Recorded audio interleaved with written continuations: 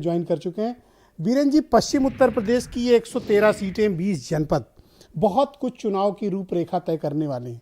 आपका आकलन क्या कहता है? दूसरा, क्या एजेंडा और क्या मुद्दे जनता के बीच इस वक्त हैं और इस खामोशी का कारण क्या है? देखिए, पहले चरण में 58 सीटें और दूसरे में 55 जी। ये मिल के उत्तर प्रदेश में विधानसभा के चुनाव की पहली तस्वीर ये क्लियर कर देंगे कि सरकार किसकी बनने जा रही है। 10 फरवरी को पहला मतदान है। पश्चिमी उत्तर प्रदेश के ये जो 113 सीटें हैं, यही रिजल्ट तय हो जाएगा कि गाड़ी किस ओर बढ़ रही है। ये बहुत महत्वपूर्ण चुनाव है और ये चुनाव इस बार ये संसाधन के बजाय समीकरण से लड़ा जा रहा है और इस समीकरण में बीजेपी सिर्फ एक जगह पिछड़ गई। उस किसान आंदोलन के बाद उस मामले में जो आग जली थी उसको शांत करने में लाख कोशिश के बाद भी जयंत चौधरी उसके साथ नहीं आए। बीजेपी को ये उम्मीद थी, लेकिन ये जो जाट लैंड है इसने इस पर अपनी नाराजगी जो जताई, वो चाह कर भी बड़े बड़े नेता उनको समझा नहीं पा रहे हैं। अन्यथा बीजेपी पिछली बार की तरह यहाँ भी सफाया कर देती, क्योंकि उसने पिछली बार 90 से ज़्यादा सीटें यहाँ जीती थी। बीजेपी के बहुत सारे नेता लगे हैं राष्ट्रीय स्तर के, लेकिन उतना ही तीखा जवाब उधर से आ रहा है। चाहे चवन्नी अठन्नी का मामला हो, चाहे जयंत चौधरी पे लाठीचार्ज का मामला हो, चाहे राकेश टिकैत हो, जिन्होंने कहा कि पाकिस्तान जिन्ना और गन्ना और बल्ला और बैट यहाँ नहीं चलेगा, सबको खदेड़ना है। तो ये जो इशू है ये बहुत बड़ा है और इस बार बीजेपी इस पर संभाल नहीं पा रही है वो कि इनको कैसे समझाए। वो पुरानी स्थिति दोहराना चाहती है, वो जोड़ तो रही है रोज लोगों को, लेकिन परिणाम क्या होगा ये खुद वो नहीं जान पाती।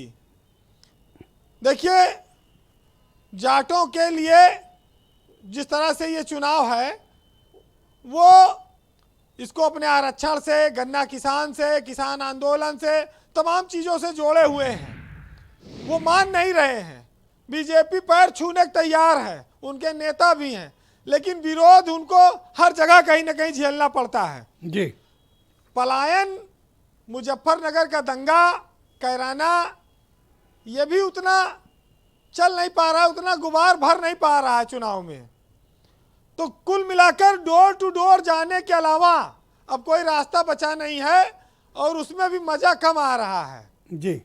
जयंत चौधरी के लिए इस बार जाटों ने जिस तरह से एकजुटता दिखाई है, वही बीजेपी को खाली परेशान कर रहा है। जी बीरेन जी, आज थोड़ा वक्त का भी अभाव है।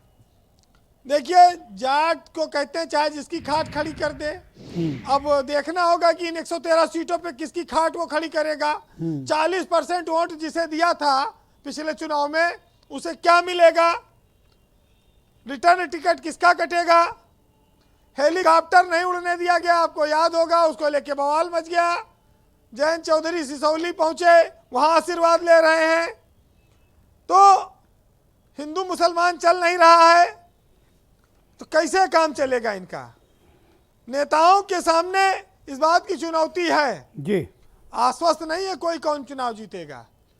विपक्ष के लिए हवा यह थी कि अखिलेश और जयंत का गठबंधन अब की बार सफाया कर देगा बीजेपी का, लेकिन जिस तरह से टिकट वितरण हो रहा है समाजवादी पार्टी में, उससे उनके ही कार्यकर्ता अब निराश हैं और बीजेपी को उसने बड़ी ताकत दे दी है।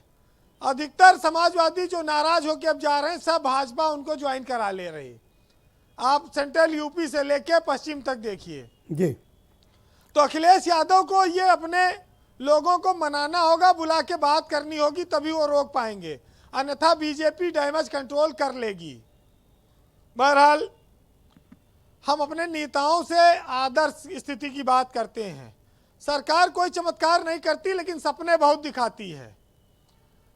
नेता उच्च कोटि का आचरण करे, हम ये उम्मीद करते हैं, लेकिन बाद में निराश होते हैं अधिकतर। मेरे एक मित्र हैं डॉक्टर आशुतोष द्विवेदी, उनकी एक पंक्ति है, मैं आपको सुनाऊंगा।